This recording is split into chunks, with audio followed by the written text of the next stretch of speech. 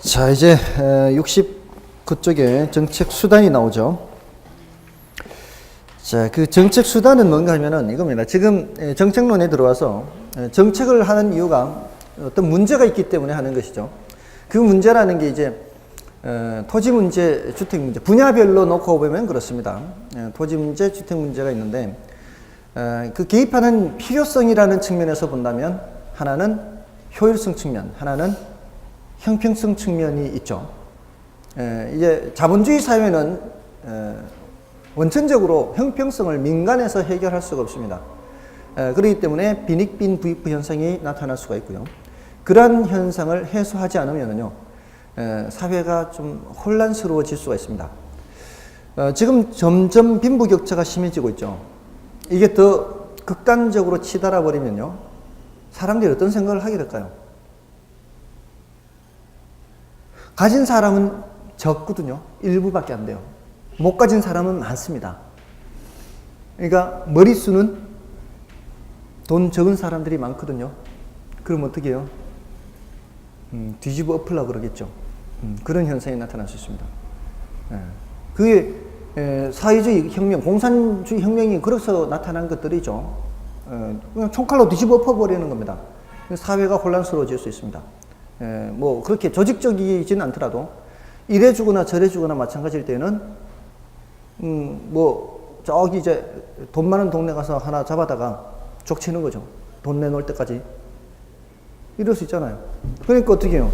돈 많은데 예전에 유교 사건 같은 거 보면은 얘는 돈 있는 집 애인 줄 알았다 막 이렇게 잡아가지고 몸값 요구하는 거죠. 그런 현상이 나타날 수 있고요. 얼마든지 이런 사회가 혼란스러워질 수 있습니다. 그래서 그런 것들을 미연에 방지하기 위해서라도 빈익빈 부익부 현상을 줄여야 됩니다. 그런 측면에서 개입하는 것을 정치적 기능을 수행하는 것이다. 사회적 목표를 달성하는 것이다. 이렇게 표현을 한다고요. 그리고 자본주의 사회에서는 시장한테 맡겨놨는 기능이 있다고 그랬죠. 자원 배분 기능을 시장한테 맡겨놨습니다. 이렇게 맡겨놨는 기능을 제대로 못할 때 개입하는 것. 이거는 경제적 기능을 수행하기 위해서다. 이거는 시장 실패를 수정하기 위해서 개입한다. 시장 실패의 원인에는 외공, 불비 여러 가지가 있다. 그러한 현상이 나타날 때는 상품을 적정량보다 많이 생산할 수도 있고 적게 생산할 수도 있다. 그럴 때는 정부가 개입해서 적정량만큼 생산되도록 해야 되겠다. 적정량보다 많이 생산돼도 비효율, 적정량보다 적게 생산돼도 비효율이다. 이렇게 얘기를 할 수 있다는 겁니다. 근데 정부가 개입한다고 해서 무조건 좋아지는 것은 아니다. 뭐가 발생할 수도 있다?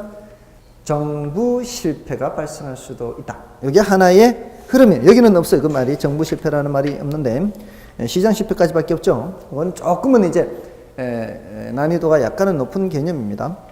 자, 근데 이제 제2장에서 뭐라고 돼 있어요? 부동산 정책 수단이라고 돼 있죠. 자, 이 수단이라고 할 때는 뭐를 말하는가 하면은 정부가 시장에 어떻게 개입할래 이 소리예요. 왜 개입하니? 라고 질문했을 때는 몇 가지 대답해야 돼요.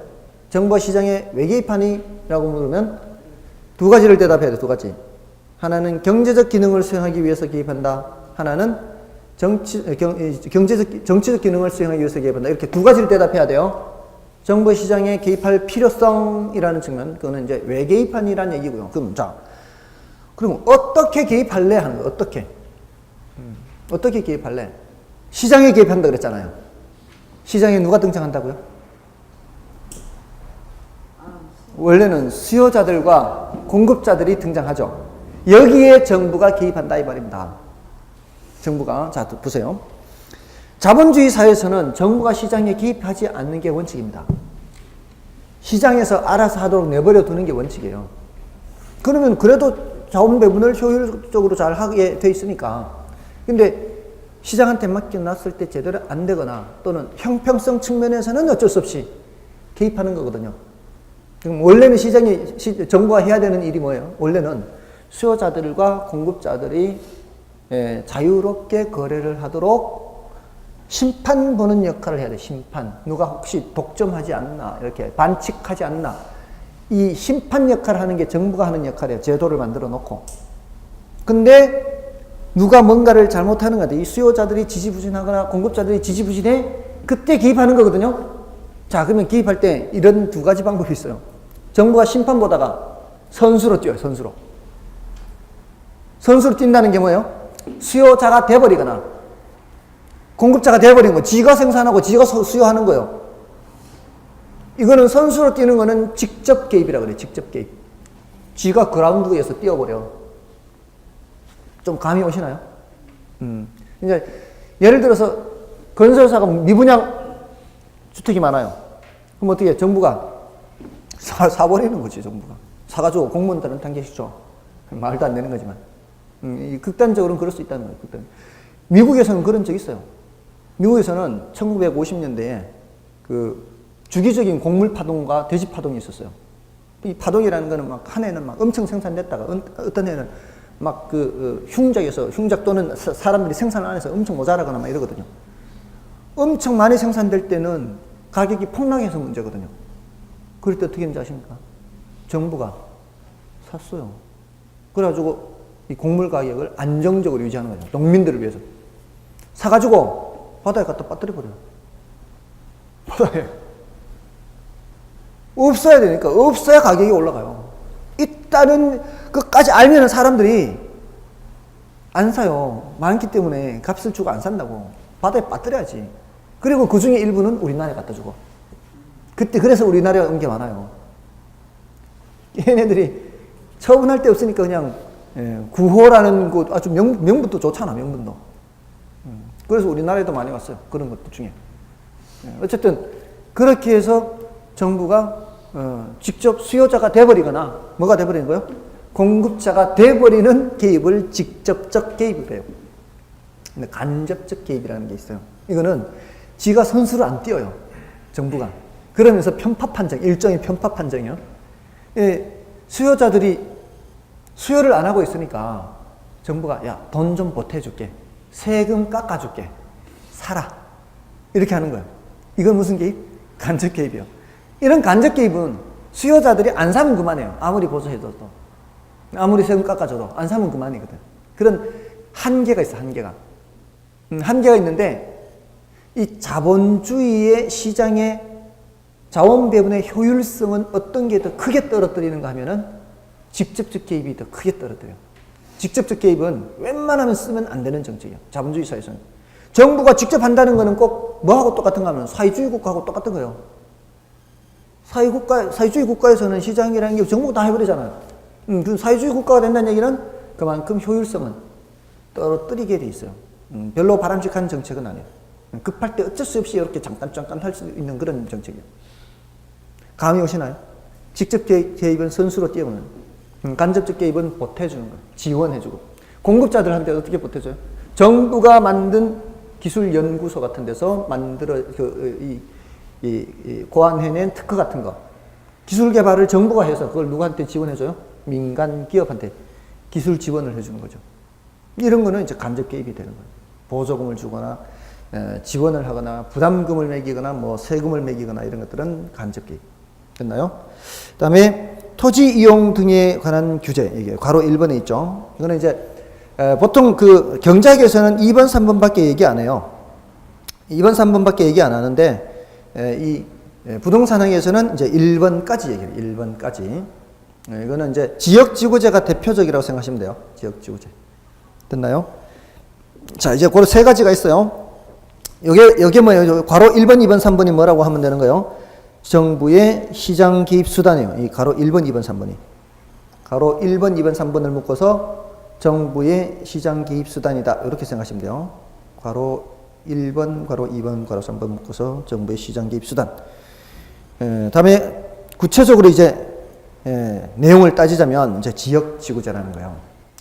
지역지구제 들어보셨어요? 이 지역지구제는 여기는 주거지역, 여기는 상업지역 이렇게 구역을 나누는 것을 말하거든요. 지금 여기는 무슨 지역이겠어요?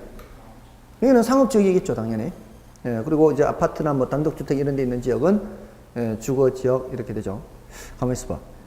여러분들 지금 공법을 몇 번 들었죠? 그러면 이거 나갔겠는데? 다음 시간에 나갑니까? 지역지구제? 지금까지는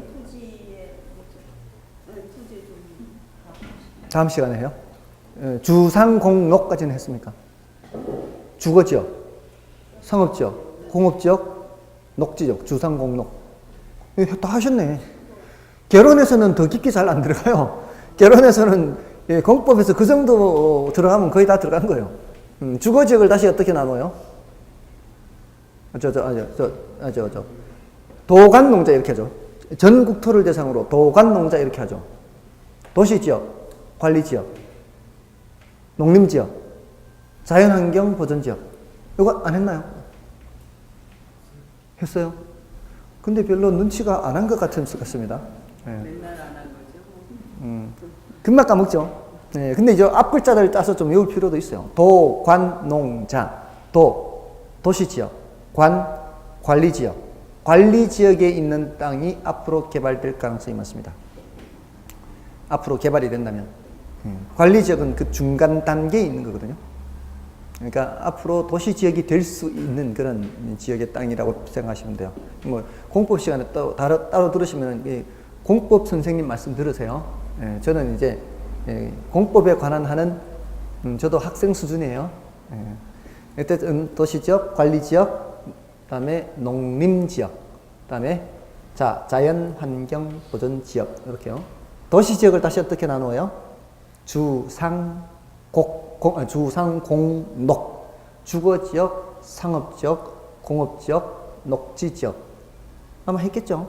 이 정도는 했을 것 같은데. 그 다음에 주거지역을 다시 전일준 하죠. 전용 주거지역, 일반 주거지역, 준주거지역. 상업지역을 중일유근 하죠. 중심 상업지역, 일반 상업지역, 유통 상업지역, 근린 상업지역, 중일유근. 그 다음에 공업지역을 다시 전일준으로 또 나눠요. 주거지역하고 전용 공업지역, 일반 공업지역, 준공업지역. 그 다음에 녹지지역을 주상공록, 녹지지역 보생자 하잖아. 보존 녹지, 생산 녹지, 자연 녹지 이렇게. 이거 해야 돼요. 해야 돼. 이거 다 하셔야 돼요, 여러분들. 결국은 하셔야 돼. 공법 시간에 해야 돼요. 근데 자꾸 하다 보면 이게 처음에 몇 번 하다 보면 이제 나중 되면은 저절로 익숙해지게 됩니다. 저처럼. 저는 공법을 가르치지 않지만 이렇게 자꾸 하다 보면 이렇게 되잖아요.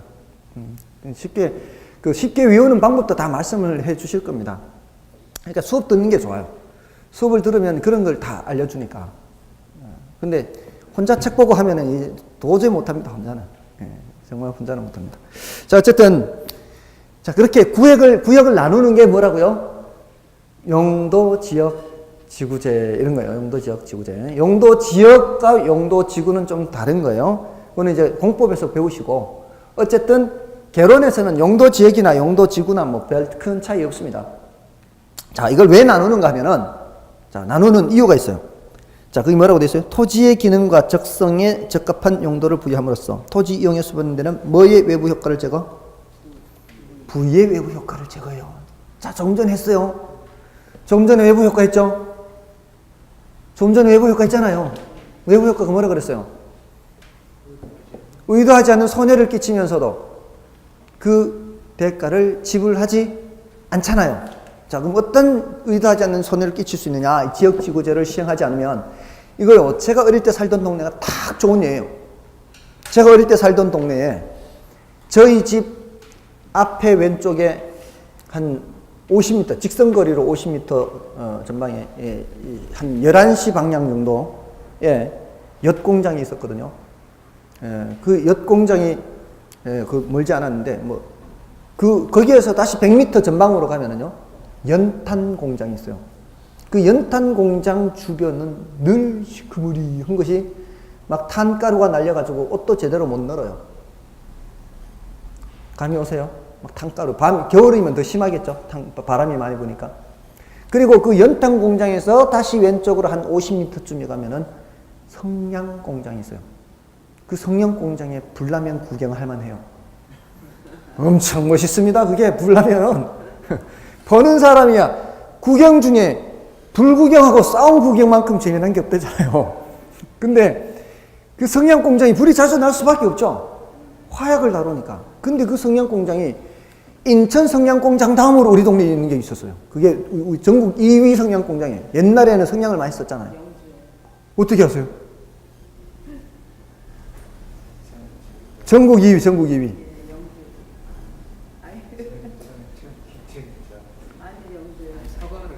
영화 인촌산업사예요, 그게. 그 당시에. 그 회사 이름이. 예. 근데 그게 불이 엄청 자주 났거든요. 그 옆집들 한번 생각해보세요. 옆에 있는 집들. 네, 굉장히 많이 납니다. 더 많이 납니다. 예. 가장 많을 때는 30%까지인가? 예. 생산량의 30%까지. 굉장히 많이 났습니다. 어쨌든, 거기가 옆에 성냥공장이 있죠. 멀지 않은 곳에. 연탄 공장이 있죠. 거기다 역 공장도 있죠. 거기에다 우리 집에는 돼지우리까지 있었어요. 우리 집에 돼지우리에 여름 되면은 이제 냄새가 기가 막힙니다, 그거. 자, 어떻게 했습니까, 지금? 서로 뒤죽박죽으로 했으면 탄가루 날리고, 불나고, 돼지 우리 냄새 나고. 이게 지금은 다 주거 지역이에요. 공장 싹 없어지고, 우리 집에 이제 돼지우리도 없어요. 자, 이게 서로 어떻습니까?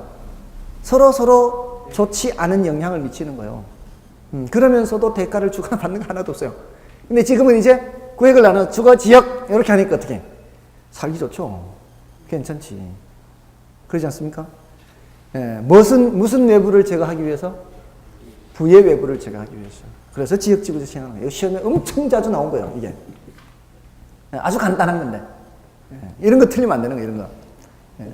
자, 어쨌든 그게 지역지구제고요. 그 단기효과, 장기효과 이런 말이 나오잖아요. 이거 별로 안 중요해요. 안 중요하니까 일단 넘어가세요. 예, 그렇게 했을 때 이제 문제점을 먼저 보세요. 문제점. 그 지금 지역지구지의 목적은 뭐라고 했어요, 방금? 목적은 뭘 제거하기 위해서? 부의 외부 효과를 제거하기 위해서 하잖아요. 굉장히 좋은 정책이죠. 이거는 자원을 효율적으로 사용하기 위한 정책이거든요. 토지라는 자원을 더 효율적으로 쓰기 위한 거예요. 근데 그렇게 했을 때 문제점이 나타나요. 자, 거기에 문제점이 동그라미 1, 2, 3, 4번 네 가지가 있잖아요. 네? 동그라미 1, 2, 3, 4 네 가지. 그 중에 1번, 2번은 지역지구제 문제점 반가로 3번에 동그라미 1, 2, 3, 4번이에요. 그 1번, 동그라미 1번과 동그라미 2번은 지역 간 형평성 문제고요. 지역 간 형평성 문제고요. 동그라미 3번, 동그라미 4번은 경직성 문제요. 동그라미 3번, 동그라미 4번은 경직성 문제. 동그라미 1번, 동그라미 2번은 그거는 지역 간 형평성 문제입니다. 지금 70쪽 하고 있습니다. 70쪽에 반가로 3번이에요. 70쪽에 반가로 3번에 동그라미 1번, 2번은 지역 간 형평성 문제고요. 동그라미 3번, 4번은 경직성 문제입니다. 자, 그럼 1번, 2번이 이제 어떤 문제인가 하면 이런 거거든요. 어떤 지역은 개발한다고 하고 어떤 지역은 개발 못하게 하고 이렇게 하는 게 지역지구제거든요. 예를 들어 개발제한구역 들어보셨죠? 개발제한구역은 개발 못하죠. 근데 개발제한구역을 왜 지정하죠? 그것도 이제 공법에서 할 거예요. 그것도. 개발제한구역을 지정하는 이유는 도시의 무질서한 확산을 방지하고요. 도시민의 건강한 생활 환경을 보호하며 국가 안전 보장상의 이유로 지정을 합니다. 이거는 모두를 위해서 지정을 하는 거거든요. 우리 공익을 위해서.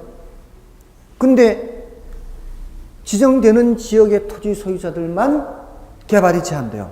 다른 지역은 개발이 되는데 그럼 이 사람들한테 뭐 해줘야 돼요? 보상을 해줘야죠. 보상을. 근데요, 재미난 게 아니고 이 사람들은 억울한 거죠. 우리나라에 한 군데도 보상받는 데가 없어요. 아무도 보상 안 해줍니다. 아무 데도. 개발제한구역, 문화재보호구역, 군사시설보호구역, 상수원보호구역, 고도제한지구 한 군데도 보상받지 못하고 있습니다.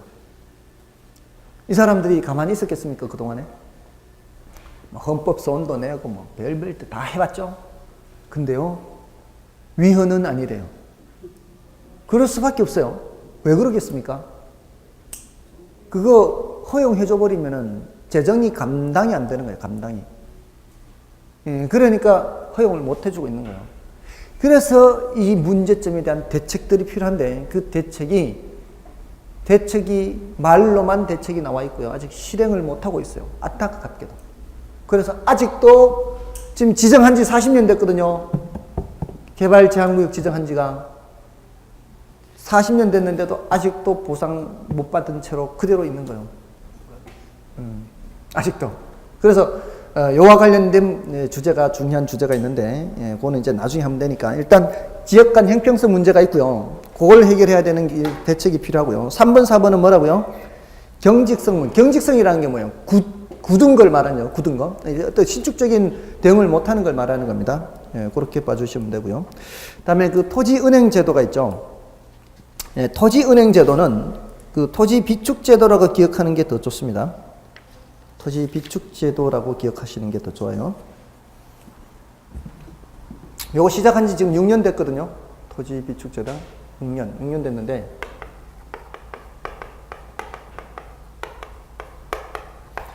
비축이라는 거는 지금 당장의 필요에 의해서 사는 거예요? 아니면 나중을 위해서 하는 거예요? 나중을 위해서 하는 게 비축이에요, 비축이. 과거에는 이런 정책이 없었어요.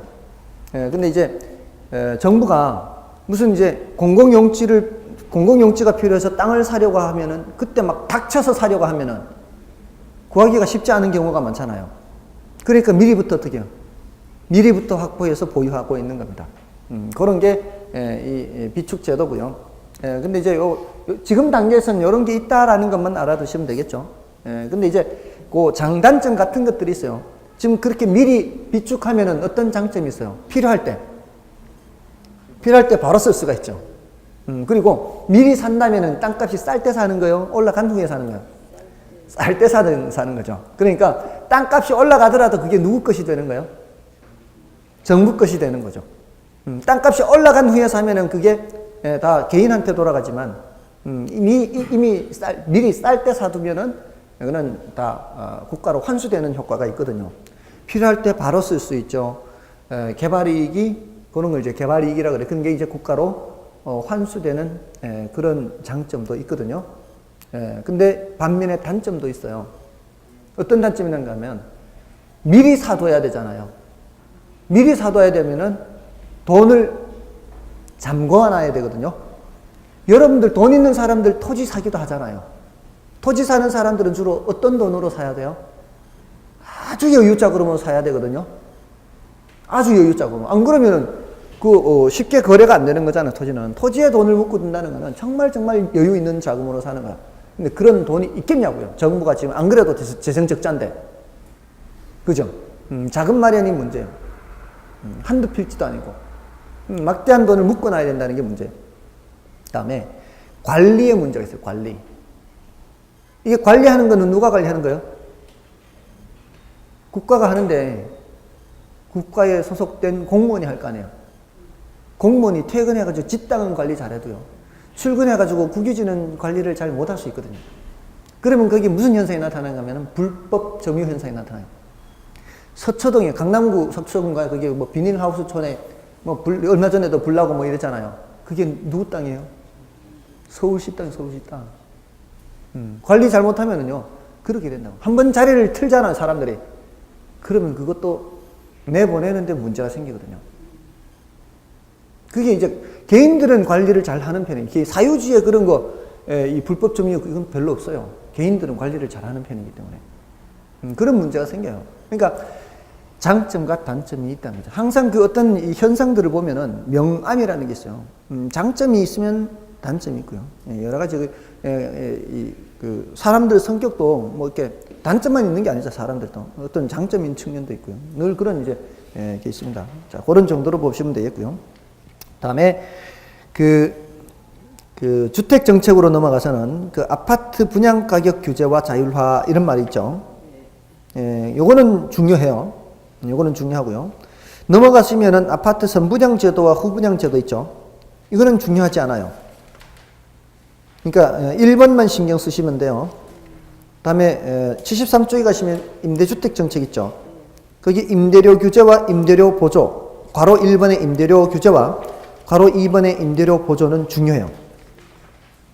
다음에 공공임대주택 공급은 중요도가 약간 떨어집니다. 약간 떨어져요. 확인은 해야 되지만 1번과 가로 1번 임대료 규제와 임대료 보조가 우선이고요.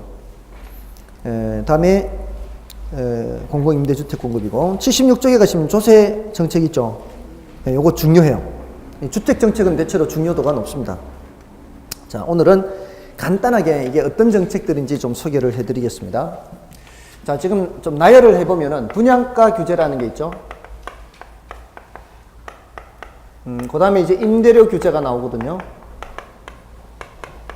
중요하다고 한 것을 위주로 쓰면은 이렇습니다. 그 다음에 임대료 보조가 있고요. 그 다음에 중요도가 높은 것을 먼저 쓰면은 조세 귀착이라는 게 있어요. 조세 귀착. 그 다음에 이제 공공임대주택 공급이에요. 여기에 쓰지 않은 거는 시험에 거의 안 나온다는 얘기입니다. 아까 저기 우리 교재에는 있는데 여기 지금 안 쓴 게 아까 선분양 후분양 있죠. 그거는 10년 동안 한 번도 출제 안 된 거예요. 그래서 지금 이 두 가지는 성격이 똑같은 정책이에요. 사실은 이 분양가 규제와 임대료 규제는 뭐를 말하는가 하면은 시장의 성격이 똑같은데 이제 분양가는 분양시장이고 임대시장이죠. 이건 임대료 규제는 임대료를 규제하는 걸 먼저 말씀드릴게요. 시장의 임대료가 너무 비싸다고 보기 때문에 정부가 규제하겠죠. 그렇잖아요. 너무 비싸다고 보니까 예를 들어 평당 50만 원이요. 평당 연간 50만 원. 평당 연간 50만 원. 그럼 10평짜리 집에 살면 연간 500만 원을 임대료로 내야 된다는 얘기입니다. 그럼 12평짜리에 살면은 600만 원을 임대료로 내야 된다는 얘기입니다. 자, 그럼 10평짜리 집이 1년에 500만 원이다. 비싼 거예요, 싼 거예요? 비싸다고 치고요. 지금 비싸다고 치고. 자, 이게 비싸다고 생각하니까 평당 50만 원이 비싸다. 그러니까 평당 40만 원으로 규제해 주는 겁니다. 정부가. 자, 그러면 임차인들 입장에서는 어떻습니까? 여러분들이 이제 두 사람 입장이 돼봐야 돼요. 한 번은 임차인 입장이 돼봐야 되고요. 한 번은 임대인 입장이 돼봐야 돼. 이래야 제대로 분석을 하는 거예요. 이래야 문제를 안 틀려요. 여러분들이 임차인이라면 어떻습니까? 천군 만마를 얻은 것 같은, 아주 든든한 후원자를 얻은 것 같은 그런 느낌이 드십니까? 맞아요? 그러면 아니에요? 맞아요? 그럼 임대인 입장에서는 별로 안 좋겠죠? 자, 그러면 자, 여러분이 지금 10평짜리 집에 살고 있는 임차인이라고 생각해 보세요. 10평짜리 살고 있는 임차인인데 1년 다 돼가 이제. 근데 마침 정부가 평당 50만 원을 40만 원으로 주세요. 지금까지는 1년에 500만 원 냈는데 이제 재계약을 하면은 평당 40만 원이니까 10평짜리 집에 살면은 400만 원만 내도 살 수 있어요. 자, 어떤 생각을 할까요? 옆평이 넓어요, 좁아요? 좁잖아요. 그럼 어떤 생각 들어요? 조금 더 넓은 데 가도 12평짜리 가도 480이면 되잖아. 그런 생각 안 드시겠습니까? 이런 생각하는 사람이 저만 있겠습니까? 많은 사람들이 그럴 거 아니에요. 같은 값에 더 넓은 데를 갈 수 있다 이 말입니다. 자, 그러면은 중개사무소에 집 알아보러 다니는 임차인들이 늘어나겠죠? 안 늘어나면 이상한 거지, 그거는. 안 그렇습니까? 이제는 40만, 평당 40만 원이니까 500만 원 내면은 12평 반짜리를 구할 수 있어요. 집을. 맞잖아요. 자, 그렇고, 이제 임차인들은 그래, 임차인들은. 이제 중개사무소에 집 알아보러 다니는 사람들이 늘어난다고요. 그럼 이제 집주인 입장에서 생각해 보세요. 어떤 생각이 들겠어요? 50만 원은 받아야, 아니, 예? 내가 이 집 살라고, 대출까지 받아가지고 사가지고 이자도 내고 또 수리도 해서 이렇게 투자를 해놨는데 50만 원은 받아야 무슨 뭐 이자 비용 빼고 뭐 빼고 좀 남는 게 있을 거 아니에요. 평당 50만 원 못 받게 하고 40만 원 받게 하면 어떤 생각 듭니까? 이게 이제 애물단지 되는 거지, 어쩌면은. 자, 그런데 마침 이제 내일이면은 철거하고 이제 임대주택을 새로 지을 생각을 갖고 있던 사람이에요. 집을 더 좀 늘려가지고 이 다가구 주택 해가지고 집수를 많이 늘려가지고 새를 놓으려고 새 낳아서 이거 새 받아가지고 좀 어떻게 생활해볼까 하는 사람이 있었단 말이에요. 내일이면 철거할 생각이었는데 자 철거하고 생각했던 만큼 임대주택을 건설할까요?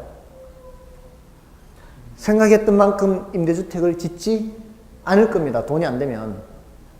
그러지 않나요? 그러니까 지금 당장에 돈이 안 되니까 당장에 임대주택을 줄이지는 않아요, 사람들이. 지금 집으로 사용하고 있으니까. 이게 시간이 돼서, 기한이 돼서, 주택의 기한이 돼서 이제 철거하고 새로 임대주택을 지으려고 하는 사람은 점점 임대주택을 짓지 않으려고 할 거란 말이에요. 그러니까 수요자들은 수요를 증가시키고요. 공급자들은 공급을 감소시키는 걸 지금 설명하려고 하는 거예요. 아주 간단해요. 정부 정책은 수요 공급에 영향을 미친다 그랬죠, 아까. 시장에 개입하는 거기 때문에. 시장에 개입하기 때문에 이 수요 공급에 영향을 미쳐요. 임대료를 규제하면은 수요자들은 어떻게 해요? 늘어나고요. 수요하고자 하는 양을 늘려요. 근데 공급자들은 줄여요. 공급을 별로 안 하려고 해요. 그럼 어떤 현상이 나타나요? 찾아다니는 사람은 많은데, 중개사무소에. 집 찾아보러 다니는 사람은 많은데, 물건은 줄어든다고요. 물건은 구하지를 못한다고요. 자, 그러면, 자, 보세요. 여러분들이 집을 알아보러 다니는 사람이라고 생각하세요. 중개 와서, 물건 좀 있어요? 아유, 없어요. 나는 거 없어요. 근데, 마침 지금 한 개 나왔어요. 하면 어떤 생각 들어요? 마침 지금 한 개 나왔어요. 빨리 계약해야죠. 그렇잖아요. 빨리 계약해야 되는데, 이제 계약금 같은 거 들고 가거나 가계약금 주고 막 이러잖아요. 가계약금은 그냥 잠깐 좀 몇십만 원 주고 이럴 수도 있어요. 내일 온다는 거를 확신을 주기 위해서 그냥 가계약금 같은 거 주거든요. 내일, 같이 올게요. 하고 갔어요. 그 다음 손님이 왔어요. 방금 가계약하고 갔는데, 지금 집을 구하기 위해서 몇 집 돌아다니면서 이제 한 열 몇 번째 왔는데 지금 물건 금방 가계약하고 갔대요. 여러분 같으면 어떻게 하시겠어요? 집 구하기가 힘든다면. 돈 더 드릴게요 해야죠. 돈 더 드릴게요. 돈 더 드릴게요 해야 될 거 아니에요. 지금 집을 못 가는데 어떻게 해. 뭔 뜻인지 아시겠죠? 지금 더군다나 이 사람은 이제 신혼부부에 내일 모레 결혼해야 돼. 집도 못 구하고 있어. 그럼 어떻게 해야 돼요? 돈 더 줄게 해야지. 그럼 얼마를 주면 될까요? 50만 원? 너무 많다고요? 그럼 딴 사람 알아볼게요 근다고 그러면 딴 사람 알아볼게 한다고. 왠지 아세요? 지금 주택은 옛날보다 더 줄어들었어요. 50만 원 할 때보다 임대주택이 더 줄어들었다고. 찾는 사람은 더 늘어났다고요. 품귀 현상이 훨씬 심해요. 그러면 옛날 임대료 가지고도 안 되는 거예요. 임대료가 더 올라가는 거예요. 한 60만 원 줘야 돼요. 60만 원 주는데 계약서 60만 원 쓸까요? 계약서 60만 원 쓸까요? 그러면 안 돼. 처벌받지. 정부에서 지금 40으로 계산하는데 계약서에는 얼마 써야 돼요? 40 써야지. 착하게 살아야 되니까. 40 쓰고 20만 원은 따로 찔러줘야지. 평당 20만 원은. 맞아요? 이런 거를 뭐라고 하는가 하면은 음성적 지불이라고 그래요. 음성적 지불. 정부 모르게 찔러줘야 돼요. 평당 20만 원씩. 그러니까 10평이면은 200만 원 찔러줘야 돼요. 1년에. 평당 20이니까. 자, 이쯤 되면, 자, 아까 임차인 입장에서 정부가 천군만마 든든한 후원자예요? 지금 아닌 상황이에요. 아닌 상황이에요. 정부가 함부로 시장에 개입하면 안 된다, 이 말입니다. 우선은 괜찮을 것 같지만, 이 현상이 오래되면요, 수요자들은 증가하고 공급자들은 부족해지기 때문에 품귀 현상이 나타나요. 집이 더 부족해져요. 그러면은 옛날 임대료보다 훨씬 더 올라가요. 근데 그 수치는 공식적인 숫자가 아니에요. 정부는 규제를 그 밑에 하고 있기 때문에. 그런 거를 암시장이 형성된다 그래요. 암시장. 정부의 공식적인 저게 잡히지가 않아요. 그런 현상이 나타날 수 있어요. 이런 부작용이 나타나기 때문에 이런 거는 오래 시행하면 안 되는 정책이에요. 그게 임대료 규제인데 그게 분양가 규제에서도 똑같아요. 똑같아요. 자, 보실까요? 이제 분양가 규제에서는 공급자가 건설사가 되고요. 수요자가 일반 분양받으려고 하는 사람이에요. 자, 보세요. 평당 1,000만 원은 돼야, 아니지. 여기는 1,000만 원 더 될 수 있지. 지금 여기 이 동네는 평당 얼마쯤 하죠? 1,500 하나요? 평당. 여러분들은 집에 안 살고 딴 데 사시나요? 예? 집에 안 살고 딴 데 사시나요? 1,500 잡고요. 평당 1,500이 적당한 수준이에요. 근데 평당 1,000만 원에 분양한다라고 생각해 보세요. 정부가 규제를 하는 거예요. 야, 1,500 너무 비싸다. 서민들한테. 예, 평당 1,000만 원만 받아라. 30평짜리 3억에 분양한다고 생각해 보세요. 시장에서는 4억 5천 원 하는데, 지금 주변에 30평짜리 4억 5천 원 하는데 3억에 분양해라 그러면은 여러분들 어떻게 하시겠습니까? 다 사려고 할 거 아니에요. 또 뭐예요? 수요가 증가한다고. 임대료 규제든 분양가 규제든 시장에서 나타나는 현상은 공통적이라고요. 수요는 증가하고, 그럼 건설사 입장에서는 돈이 안 되니까 공급을 줄일 거 아니에요. 돈이 안 되니까. 그러면 품귀 현상이 나타난다고. 부족하다고요. 얼마 분양하지 않는 분양 물량에 엄청난 사람이 달려든다고요. 그러면 당첨되면은 로또고, 당첨되면 1억 5천 로또죠. 3억에 분양받아서 나중에 팔 때 4억 5천 대 팔 수 있으니까. 그건 누구든지 하려고 하지 않겠습니까? 자격이 안 되는 사람도 달려들어요. 어떻게 달려들어요? 명의 빌려 달려드는 거죠. 명의 빌려서. 자격되는 사람 명의 빌려서. 자격되는 사람은 어떤 사람이에요? 돈이 없는 사람들. 이런 사람 자격은 돼. 돈은 안 돼. 분양가가 없어서 분양 못 받아. 그 사람들 명의 빌려가서 당첨되는 거예요. 그래서 나중에 어떻게 해요? 전매 제한 기간이 풀릴 때 나한테 팔아라는 것을 임연계약으로 작성하는 거예요. 임연계약으로. 돈 있는 사람들은 그런다 이 말이에요. 그러면 그 명의 빌려준 사람은 한 몇 천만 원 그냥 1, 2천만 원 줘도 고마운 거예요. 명의 빌려주는 대가로 1, 2천 받는 게. 그리고 앞으로 10년간 당첨 못 돼. 자, 이러면은 분양가 규제도 이게 저소득층을 위해서 집 마련하기 쉽게 하라고 했는데 물량이 줄어든 상태니까 집 구하기가 쉽지 않은 상태에서 자격이 안 되는 사람이 명의를 다른 사람 빌려가지고 달려들면은 이 사람, 정작 필요한 사람은 그 집에서 못 살고 다른 사람한테 다 넘어가는 거예요. 별로 바람직한 정책이 아니에요. 이런 정책은 단기적으로 잠깐만 하다 말아야 되는 정책이에요. 이러한 내용은 이제 자세한 내용은 이제 나중에 더 말씀을 드릴 거고요. 다음에 임대료 보조라는 거는 지금 이 분양가 규제가 문제가 있거든요. 한편으로는 저소득층들이 내 집 마련하기 좋게 보이지만 결국은 이 주택이 공급이 부족해지거든요. 그러니까 결국은 얘는 자율화를 해야 돼. 자율화를 하는 게 바람직해요. 시장에 맡기는 게. 그럼 자율화를 한다는 건 뭐예요? 분양가 규제를 안 하고 자율화한다는 얘기예요. 분양가를 시장에 맞게 올려야 된다는 얘기죠. 시장에 맞게 올려야 돼. 그럼 올리면은 저소득층들은 어차피 못 사요. 이게 돈이 부족하기 때문에 저소득층들은. 그러니까 저소득층들은 분양가를 규제해도 문제고 분양가를 자율화해도 문제고. 규제를 하면은 대신 당첨될 수는 있거든요.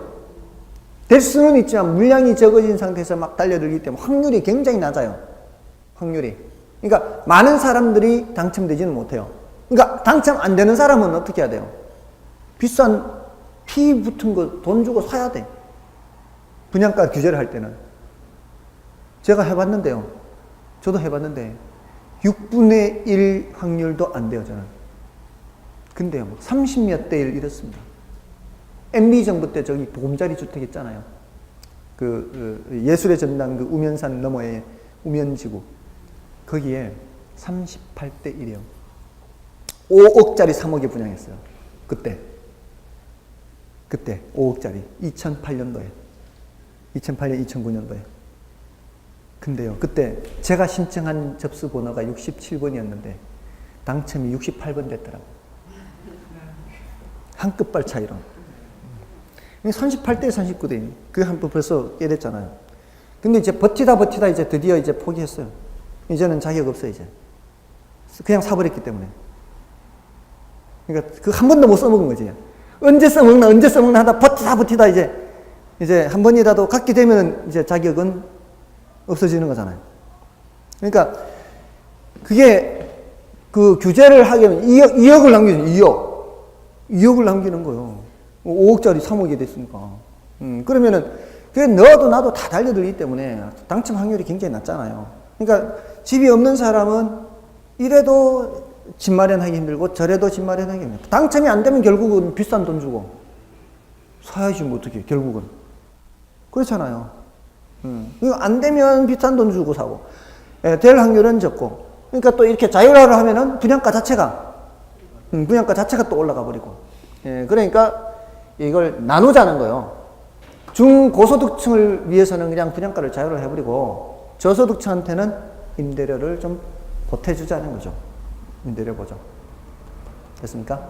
그럼 임대료를 보조해주면은 이제 그 보태가지고 이제 여유있게 좀 넓은 집에 가서 살라는 얘기입니다. 이 임대료 보조하면은 이제 여러 가지 방식이 있어요. 이 보조에도 뭐 현금을 보조할 수도 있고 또 현물로 보조할 수도 있고요. 또는 뭐 가격 보조 이런 여러 가지 보조 방식이 있어요. 근데 이제 어떻게 하느냐에 따라 조금씩은 달라지지만 결국은 이 임대료를 보조한다는 것은 저소득층의 실질 소득을 증가시키는 거거든요. 그래서 조금 더 넓은 집에 가서 살 수 있게끔 도와주는 게 임대료 보조입니다. 요거 이제 단기 장기 정책 이제 나중에 자세히 말씀을 드릴 거고요. 이 조세 귀차가 뭔가 하면은 이 귀자가 돌아갈 귀자예요. 귀가 할 때 그 돌아갈 귀자거든요. 착자가 붙을 착자예요. 이거는 어떤 정책인가 하면은 그 어떤 문제가 하면은 그 조세를 부과를 하잖아요. 그 조세를 부과하면 이제 납세 의무자가 있거든요. 납세 의무자는 이제 그 사람 명의로 세금을 내야 되는 사람이 납세 의무자예요. 우리 여러분들 그 카드 쓰면은 혹시 저거 보시나요? 카드 사용 이제 부가세 붙는 거. 부가세 붙잖아요, 부가세. 10% 붙잖아요. 그 납세 의무자가 누구예요? 그 사업자예요, 사업자. 예를 들어 음식점에서 우리가 카드를 사용하면은 그 납세 의무자는 그 음식점 주인이 납세 의무자예요. 근데 내기는 누가 내요? 우리가 내는 거예요, 우리가 낸 거를 그 사람이 갖고 있다가 세금 내야 되는 거거든요. 뭔지 아시겠죠? 이게 부가세요. 근데 또 재산세도 있죠. 우리 이제 주택의 재산세. 재산세가 굉장히 싼 편이에요? 비싼 편이에요? 재산세가? 비싼 편이에요? 비싼 것 같아요? 아니, 재산을 얼마나 갖고 있길래 비싸다고 그러셨어요? 비싼 편인 것 같아요? 2억짜리 만약에 주택이 있다. 또는 3억짜리 주택이 있다. 1년에 세금 얼마나 오는 것 같아요? 예? 3억짜리 같은 거 얼마 정도 나오죠? 그럼 지자체마다 조금씩은 달라요. 약간은 다른데. 15만 원에서 20만 원이면 굉장히 싸게 나오는 겁니다. 토지 건물, 이제 단독주택은 그렇죠. 단독주택은. 합쳐서 40요? 토지 주택 합쳐서 3억짜리 주택에. 공시지가 3억이고. 공시지가 3억이고. 그리고 저거, 건물은요? 건물은 두 개에서 한 40만 원요? 3억 정도 되는데? 그러면 그래도 얼마 안 되는 거죠, 사실은. 3억이 40만 원 많습니까? 많다고요? 얼마 안 된다는 많이 안 된다고. 예, 많이 안 돼요. 40만이 안 될 거예요. 혹시 자동차도 갖고 계시나요? 네. 자동차 1년에 세금 얼마 내나요? 별로 관심 없습니까, 그거는? 식사를 되니까. 아, 그래요. 예, 경제권을 다 빼앗기셨군요. 혹시 자동차 세금 1년에 얼마 내는지 아십니까? 예. 20만 원 정도요? 얼마 안 내네요. 제가 얼마 내는가 하면은 그 1월 달에 내면 10% 할인하죠. 10% 할인해서 21만 원 내거든요. 그 정도 나옵니까? 지금 연식이 몇 년식입니까? 2011년요? 저 2000년식이거든요. 2000년식 지금 현재 정확하게 29만 6,400km였나? 네. 자동차 그 중고 자동차 하는 그 수험생분한테 이거 물으니까 안 산다더라고. 그냥 폐차래요. 근데 지금 제가 벌써 4년째 21만 원씩 내고 있거든요. 더 이상 안 떨어집니다. 10년 넘으면 더 이상 안 떨어져요. 예, 10년 넘으면 더 이상 안 떨어지거든요. 사지도 않는 차에 세금이 20만 원 넘습니다. 보험사에서 판단하는 이 제 차 중고차 가격을 한 200 몇십만 원으로 잡습니다. 270, 80만 원 정도. 걔네들은 어쨌든 보험료를 책정하기 위해서는 해야 되니까. 그럼 보험사에서 잡는 거를 시가로 치더라도 270 뭐 이렇게 되잖아요. 근데 내는 세금이 1년에 23만 원에 할인해서 21만 원이니까 10%가 세금이라고요. 이렇게 몇 년 더 끌고 가면은 차값을 세금으로 다 내는 거예요. 왜 이럴까요? 이유가 있어요. 예, 정부에서는 세금도 필요한데 그 세금을 자동차에 매기는 거는요. 딴 사람한테 못 떠넘겨요. 제가 낼 수밖에 없어요. 근데 주택은 상황이 다릅니다. 우리나라에 지금 주택이 1가구 1주택 넘어섰다 그랬죠. 근데 중요한 거는 자기 집에 사는 사람이 50% 좀 넘어요. 새 집에 사는 사람이 40%가 훨씬 넘어요. 내 집이 아닌 집에 사는 사람이. 그럼 자, 어떤 사람은 집을 두 채, 세 채 갖고 있다는 얘기죠. 두 채, 세 채 갖고 있는 사람이 내 집에 나오는 그 재산세는 내가 내지만 세를 내놨을 때는 재산세가 부과되면은 뭐를 올려버려요? 네, 전세, 월세를 올린다 이 말입니다. 그 부담이 누구한테 떠넘겨질 수 있어요?